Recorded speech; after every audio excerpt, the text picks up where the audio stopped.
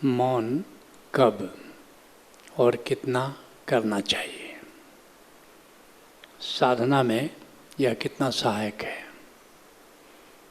इसके बारे में कुछ और भी महत्वपूर्ण जानकारी देने की अनुकंपा करें। पहली बात, मौन को ठीक से समझ लेना बहुत जरूरी है। ओशो ने 21 दिन की मौन की साधना प्रस्तावित की थी, उसके सुझाव भी दिए थे। सभी आध्यात्मिक परंपराओं में मौन का बहुत महत्व है, लेकिन बहुत कम लोग जानते हैं कि मौन क्या है। मौन कितने तलों पर होता है, इस बात को ठीक से जान लो। सामान्यतः लोग सोचते हैं कि अगर तुम बोलते नहीं हो तो ये मौन हुआ, और बहुत से लोग जिंदगी भर मौन धारण कर लेते हैं, बोलते नहीं हैं, मौनी बाबा कहलाते हैं। और उनमें से कुछ बड़े उच्च कोटि के भी संत हुए। जब मैं मौनी बाबा कहता हूँ तो कोई उनके प्रति तिरस्कार का भाव मेरे मन में नहीं है, लेकिन वास्तव में मौन क्या है बहुत थोड़े से लोग जानते हैं। तो पहला मौन है कंठ के तल पर, अर्थात बोलते नहीं हो। बोलने में बहुत ऊर्जा नष्ट होती है, और सबसे बड़ी बात है बोल कर ही ज़्यादा हम संसार से जुड़ते हैं, संसार में अपना फैलाव करते हैं। पतंजलि कहते हैं कि अगर तुम समाधि में जाना चाहते हो तो उसके लिए यम, नियम, आसन, प्राणायाम, प्रत्याहार, धारणा, ध्यान जरूरी है, तब तुम समाधि में पहुंचते हो। जो बाहर जितना भी हमारा संसार है, संसार क्या है? जिनसे तुम्हारा संबंध है, जिनसे तुम्हारा लेना देना है, वह तुम्हारा संसार है। सबका संसार एक ही नहीं है, हर व्यक्ति का संसार अलग अलग है। अगर समाधि में जाना है तो तुम्हें संसार से मुड़ना होगा।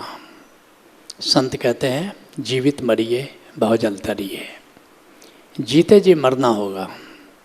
अर्थात कि जो हमारी यात्रा, हमारी इंद्रियां संसार की ओर जा रही हैं, उनको पलटना होगा, बाहर से मर जाना होगा, भीतर से जी जाना होगा।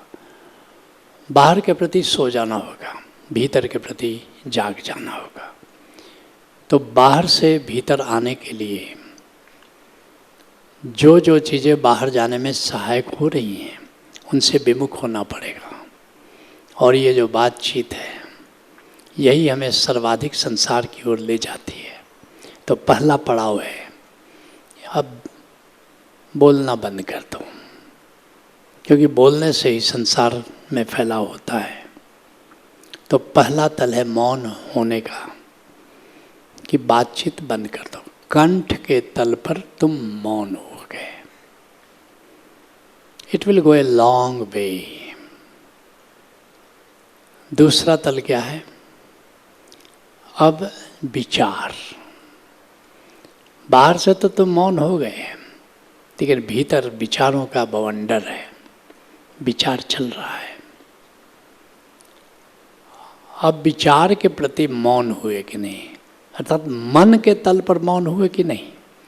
कंठ के तल पर तो मौन हो गए, मन के तल पर अगर मौन हुए तो असली मौन तो तभी हुआ। गौतम बुद्ध इसको कह रहे हैं विचार सति योग। विपश्यना के कई तल हैं। पहला तल है देह के प्रति जागो, दूसरा तल है विचार के प्रति जागो। एक गजब बात है, जब तुम विचार के प्रति सोए रहते हो तो विचार आते हैं। जैसे चोर है, विचार चोर की तरह आता है।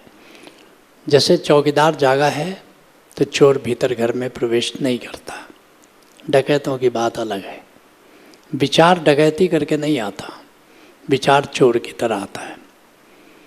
अगर तुम सतर्क हो गए कि देखें कौन सा विचार आता है, तो विचार बंद हो जाता है। इसलिए संतों का एक ट्रिक है। संत कहते हैं विचार को देखो, विचार के प्रति जागो। लेकिन जागने पर तो विचार आता ही नहीं है। अब कुछ ऐसा ही हुआ कि टॉर्च जला के अंधेरे को देखो। टॉर्च जला के अंधेरे को कैसे देख सकते हो? कोई कहे कि मोमबत्ती जला के, लालटेन जला करके अंधेरे को देखो। अब अंधेरे और प्रकाश का तो मिलन होता ही नहीं, प्रकाश में तो अंधेरा दिखाई नहीं देता। ऐसे ही आज तक कोई भी विचार को देख पाया ही नहीं, विचार के प्रति जागने का कोई सवाल नहीं। जैसे टॉर्च जला करके अंधेरे को देखने का कोई सवाल नहीं। तो हैरानी की बात होती है, फिर भी संत कहते हैं कि विचारों को देखो, विचारों के प्रति जागो, क्योंकि जागते ही विचार खो जाता है, विचार शून्यता घटित हो जाती है। तो बाहर के प्रति बोलचाल, वाणी के से मौन हो जाओ, अर्थात कंठ के तल पर, अर्थात देह के तल पर बोलना तुमने बंद कर दिया। देह सती योग का एक हिस्सा हुआ, बोलना बंद। भीतर और मन के तल पर विचार के प्रति जागो। क्या विचार चल रहा है? मन में कुछ विषय होते हैं, क्योंकि हर विचार विषय के प्रति होता है। क्या विषय तुम्हारे भीतर चल रहा है? जैसे ही तुम विषय के प्रति जागना शुरू करते हो, वो विषय भी खो जाता है, क्योंकि विषय और विचार खिचड़ी की तरह है। हर विचार किसी न किसी विषय से संबंधित है। फिर ऐसा ही हुआ कि टॉर्च जला करके अंधेरे को देखो। मन के तल पर मन के तल पर मौन घटित हो गया। अगर इतना हो गया, अब आगे जा सकते हो। तीसरा तल मौन का, वो हृदय के तल पर, अवचेतन के तल पर, भाव के तल पर, उत्तेजनाओं के तल पर, काम, क्रोध, लोभ, मोह, ईर्ष्या, द्वेष, भय, अशांति। और ये मामला इतना आसान नहीं है कि तुमने देखना शुरू किया और क्रोध गायब, ऐसा नहीं है। ईर्ष्या गायब, ऐसा नहीं है। इसको देखा जा सकता है, और इसी को संतों ने दृष्टा कहा है। दृष्टा होकर अब तुम भाव को देख सकते हो, भाव के प्रति जाग सकते हो कि मेरे भीतर अशांति है। और एक गजब की बात है, जैसे ही अपने भावों के प्रति तुम जागना शुरू करते हो, भाव दो प्रकार के दिखाई देंगे, एक पॉजिटिव और एक नेगेटिव, एक विधायक, एक नकारात्मक, एक शुभ, एक अशुभ। एक ऐसे भाव हैं जैसे राग, जैसे प्रेम, जैसे करुणा, जैसे श्रद्धा। जैसे ही इसके प्रति जागोगे, ये बढ़ते हैं। और दूसरे प्रकार के विचार क्या है?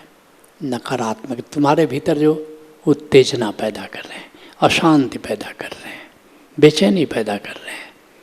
जब उनको देखना शुरू करते हो, जब उनके प्रति जागना शुरू करते हो, तो वे डाइल्यूट होना शुरू हो जाते हैं। उत्तेजना को देखो, अशांति को देखो, काम, क्रोध, लोभ, मोह, ईर्ष्या, द्वेष को देखो। ये भाव सती योग है गौतम बुद्ध का। और धीरे धीरे ये जो नकारात्मक विचार हैं, नकारात्मक जो भाव हैं, ये शून्यता की ओर बढ़ने लगते हैं। तो भाव के तल पर अब तुम मौन हो रहे हो, मौन हो रहे हो।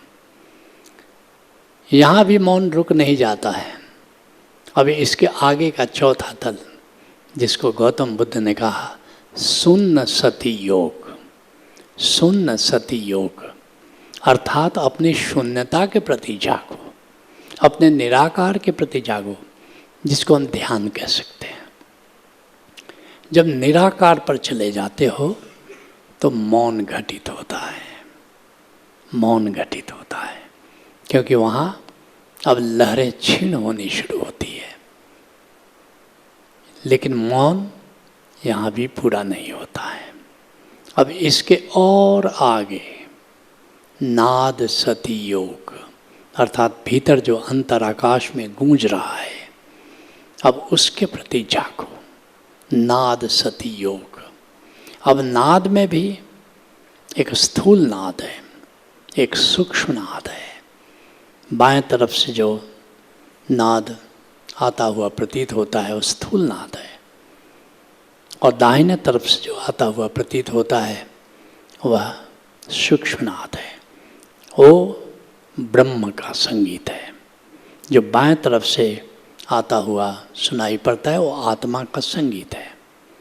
अब दाहिने तरफ से आता हुआ जो नाद है उसको सुनो, और वहाँ पर मौन घटित होता है। उसको इसलिए उसको कहते हैं मौन का संगीत। मौन में भी एक संगीत बज रहा है, और यहाँ भी मौन पूरी तरह नहीं हुआ। असली मौन क्या हुआ? अब अपनी आत्मा में जो चेतन अंतराकाश है उसमें ग्राउंडेड हो गए। आत्मा के साथ तुम्हारा तादात्म्य बन गया, आत्मज्ञानी हो गए तुम। आत्मा के तल पर तुमने जीना शुरू किया और पूर्ण मौन घटित हो जाता है। फिर क्या होता है? तुम बोलते हो तभी भी तुम मौन में हो, तुम विचार कर रहे हो तभी भी तुम मौन में हो, तुम्हारे हृदय में भाव पैदा हो रहे हैं तभी भी तुम मौन में हो। तुम्हारा मौन बोलता है, तुम्हारा मौन सोचता है, तुम्हारा मौन भाव करता है, तुम्हारा मौन, इसको कहते हैं मौन का भी त्याग, वह असली मौन है। तुम सब कुछ करते हुए भी तुम मौन में रहते हो, और तब तुम मुनि हो जाते हो। जो मौन को साध लेता है वही मुनि हो जाता है, और मुनि होना ही असली मौन है।